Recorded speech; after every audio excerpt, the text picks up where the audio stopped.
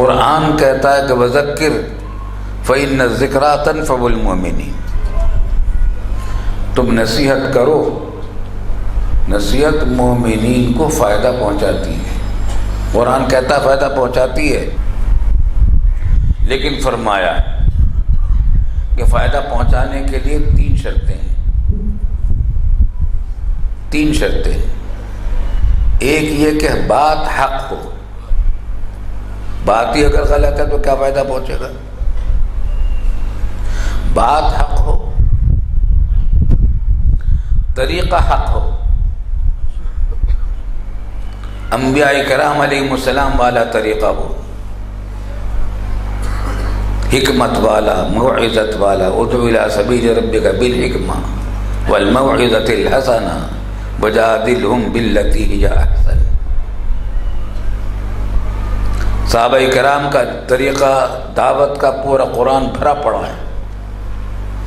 انبیاء کرام علیہ السلام نے جو مکالمے کیے ہیں اپنے مقابلین سے، مکذبین سے، دشمنوں سے، دعوت اسلام کس کس پیرائے پر دی ہے، ان کے اعتراضات کے جوابات کس طرح دیے ہیں، قرآن کریم نے جگہ جگہ وہ داستانیں بیان کی ہیں۔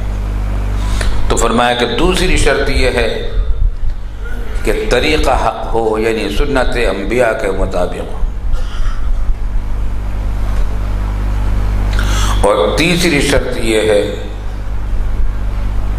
کہ نیت حق ہو۔ اپنی بڑائی جتانا، شہرت طلبی، یہ طریقہ حق نہیں۔ ریا، اپنے علم کا اظہار کرنا مقصود ہو، دوسرے کو گرانا مقصود ہو، فائدہ نہیں ہوتا۔ بات حق ہو، طریقہ حق ہو، نیت بھی حق ہو، اللہ کے لیے ہو، لوگوں کو دکھانے کے لیے نہیں، اللہ کے لیے ہو۔ اللہ تعالیٰ سے دعا کرے کہ اللہ جو میں بات کہہ رہا ہوں، حق بات، حق نیت سے، حق طریقے سے کہلوا دیجئے، اس کا فائدہ پہنچا دیجئے، مجھے بھی، سننے والوں کو بھی فائدہ پہنچا دیجئے۔ تو فرمایا کہ جب یہ تینوں شرطیں پائی جاتی ہیں، بات بھی حق ہو، طریقہ بھی حق ہو، نیت بھی حق ہو، تو فائدہ ضرور ہوتا ہے۔ کلام کبھی بے فائدہ نہیں جاتا، کبھی بے فائدہ نہیں جاتا۔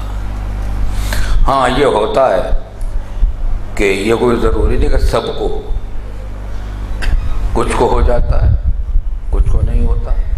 کبھی ہوتا ہے کہ فوراً نہیں ہوتا، بعد میں ہوتا ہے، اور کبھی ہوتا ہے کہ سننے والوں کو اتنا نہیں ہوتا، جو سننے والوں سے سننے والوں کو زیادہ پہنچ جاتا ہے، مگر فائدہ پہنچتا ہے۔ حق بات کا، حق نیت سے، حق طریقے سے جب وہ ہوتی ہے تو فائدہ پہنچتا ہے۔ تو میں بھی یہ دعا کر لیا کرتا ہوں اللہ تعالیٰ سے، اللہ حق بات، حق نیت سے، حق طریقے سے